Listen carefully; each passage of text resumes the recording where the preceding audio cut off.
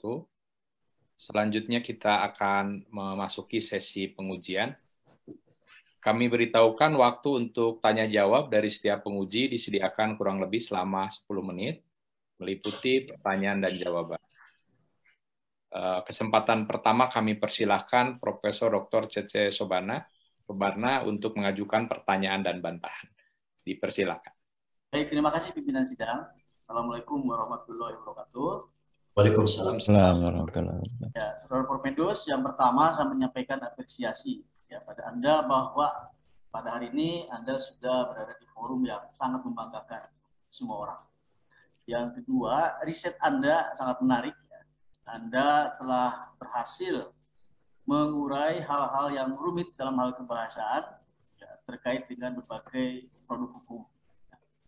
Dan tentunya hal ini menarik karena Anda memanfaatkan atau menggunakan dua pisau ya, yang terkait dengan analisis wacana kritis dan juga linguistik fungsional yang sistemik. Pertanyaannya adalah sebetulnya temuan yang sangat hakiki dari hasil riset Anda itu apa sebetulnya? Yang terkait dengan terutama kebaruan, itu yang pertama. Yang kedua, tadi saya menarik dengan statement penutup Anda, ya, linguistik keadilan. Sumbangsih hasil riset Anda ini untuk penegakan hukum di Indonesia apa sebetulnya? Demikian, terima kasih. Baik, langsung dijawab, Ketua. Ya. Baik, terima kasih Prof. Cece atas pertanyaannya. Untuk temuan yang hakiki dan apakah temuan ini mengisi sesuatu dalam dunia linguistik, mungkin begini ya, perlu kami jelaskan terlebih dahulu bahwa sebelum kajian ini dilaksanakan, kami sudah mencoba untuk memperhatikan berbagai kajian dalam ceruk yang serupa, yakni dalam linguistik forensik dengan konteks ruang sidang dan setelahnya. Dan dari berbagai portal penelitian yang diperhatikan, diantaranya ada Google Scholar, kemudian ResearchGate, dan lain-lain, ceruk untuk kajian sidang itu kebanyakan berkisar pada peristiwa di ruang sidang pada saat sidang berlangsung. Dan dalam konteks yang lebih lokal, terutama konteks Indonesia, tidak ditemukan ada kajian-kajian yang serupa. Maka tujuan utama dari kajian ini adalah mengisi celah tersebut, sehingga bila pertanyaan dari Prof. Cece tadi, temuan yang hakiki dari kajian ini apa? Temuannya adalah tentu saja secara empiris dan saintifik, kajian ini telah mengisi ceruk yang kosong tadi dengan temuan bahwa salinan putusan pengadilan belum atau tidak merealisasikan asas kesetaraan di hadapan hukum. Kemudian sumbangsi yang diharapkan dari kajian ini apa? Tentunya kajian ini tidak akan bermakna apapun bila mana memang tidak ada konteks sosial yang dipengaruhi oleh kajian ini, dan sumbangsi yang paling besar saya kira ini untuk lembaga peradilan, terutama dalam merealisasikan konsep-konsep atau asas-asas keadilan seperti presumption of innocence dan juga equality before the law, agar lebih berhati-hati dalam realisasi apapun, bukan hanya dalam realisasi secara verbal misalnya di ruang sidang, tapi juga realisasi secara tekstual tertulis melalui hasil-hasil persidangan yang tercantum dalam salinan putusan pengadilan. Saya kira itu, Prof. Baik, terima kasih. Cukup pimpinan sidang. Wassalamualaikum warahmatullahi wabarakatuh.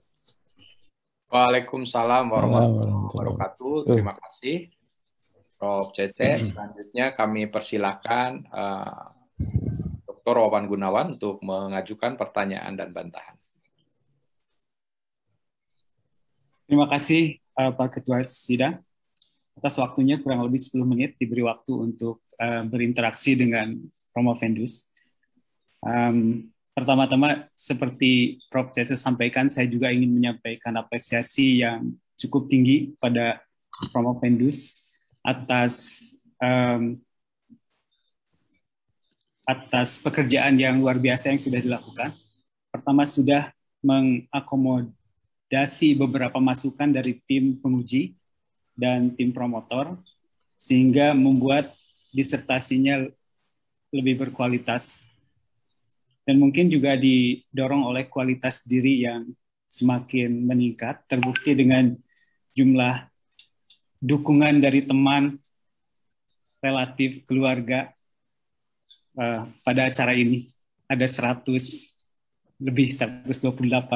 yang menghadiri sesi ini, luar biasa. Jadi saya ucapkan selamat dulu sebelum selesai sidang ini, sebelum menjawab pertanyaan. Yang kedua, saya akan concern saya terhadap beberapa hal yang Saudara Promovendus revisi di disertasi, dan saya masih memiliki kepenasaran seperti apa langkah yang diambil oleh Saudara Promovendus dalam menyikapi tanggapan waktu itu. Misalnya waktu itu kita bahas bahwa analisisnya itu mempertanyakan apakah analisisnya itu cukup analisis superstructure dengan macrostructure dengan mikro tanpa ada superstructure, tapi Promovendus malah masih mempertahankan analisis ini dalam hal dalam menganalisis sistem wacana atau dalam menganalisis wacana kritis menurut Van Dijk. Yang saya ingin tahu apa yang melatar belakangi atau signifikans apa yang bisa diungkapkan lebih dari upaya mempertahankan sistem analisis itu. Baik, terima kasih Pak Wawan. Saya sangat menyadari bahwa dalam literatur terbaru, Theun Adrianus Van Dijk tahun 2014, superstructure itu memang sudah dihapus, jadi tidak tercantum kata superstructure di sana. Namun saya juga mencermati bahwa analisis mikro menurut Van Dijk dalam literatur tersebut tidak hanya mencakup topik global dari wacana, tetapi juga mencakup skematik, dan skematik inilah yang dimaksud sebagai superstructure dalam literatur sebelumnya, dalam Van Dijk tahun 2009. Sehingga secara esensial dapat dipastikan bahwa skematik di sini yang digunakan sebagai analisis untuk superstructure tidak pernah benar-benar dihapus sebenarnya oleh Van Dijk. Hanya Van Dijk mengintegrasikannya ke dalam struktur makro. Kemudian mengapa kajian ini masih menggunakan istilah superstructure? Dari hasil analisis yang dilakukan, skematik ini ternyata memberikan sumbangsi juga pada cara memaknai wacananya. Nah, untuk itu, untuk lebih memperjelas bahwa analisis skematik ini terpisah dari analisis makrostrukturnya, maka istilah superstructure itu tetap digunakan dengan merujuk kepada literatur dari Van Dijk yang 2009. Saya kira seperti itu, Pak Wawan. Terima kasih. Apakah schematic structure masih bisa ditangani oleh analisis makro?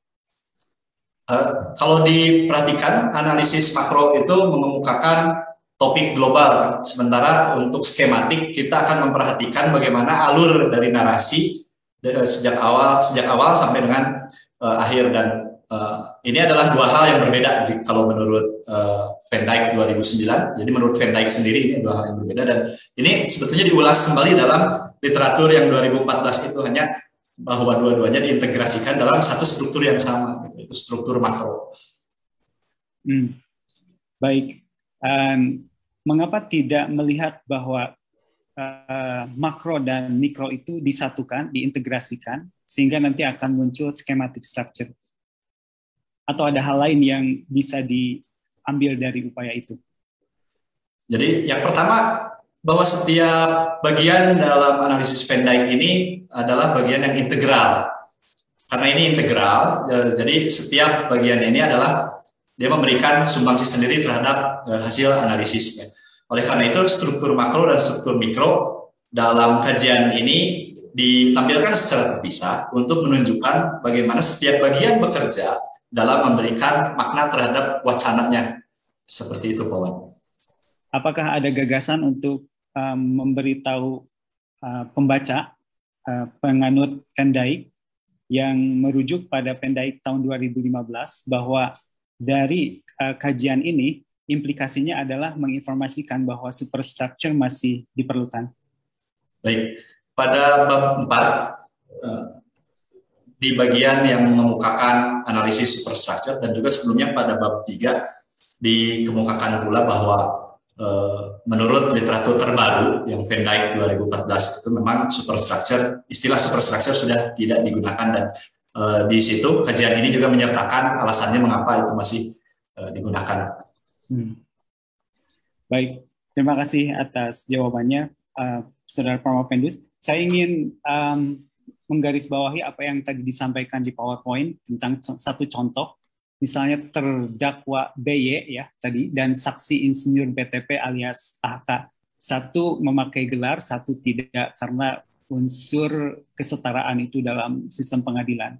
Tapi apakah Saudara Pramopendus melihat bahwa terdakwa BY itu betul-betul memiliki gelar atau tidak, sementara insinyur BTP memiliki gelar? Jadi apakah ditelusuri juga tidak hal itu?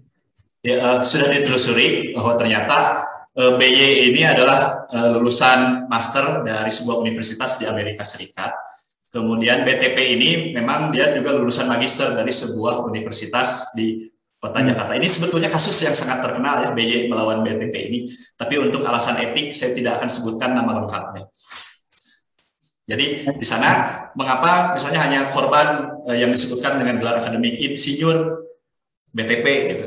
Kemudian BY dia hanya disebut BY. Padahal BY ini gelarnya kalau dalam ukuran strata sosial masyarakat Indonesia lebih bergengsi karena gelar akademiknya diperoleh dari universitas di luar negeri. Iya betul.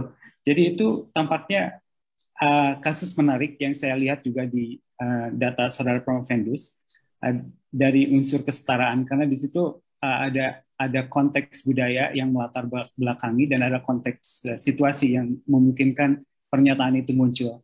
Hanya di sini dari data yang Saudara analisis, apakah bisa dapat disimpulkan bahwa kesetaraan itu tidak akan terrealisasi di dunia ini? Contohnya sebagai kasus contoh di peradilan ini.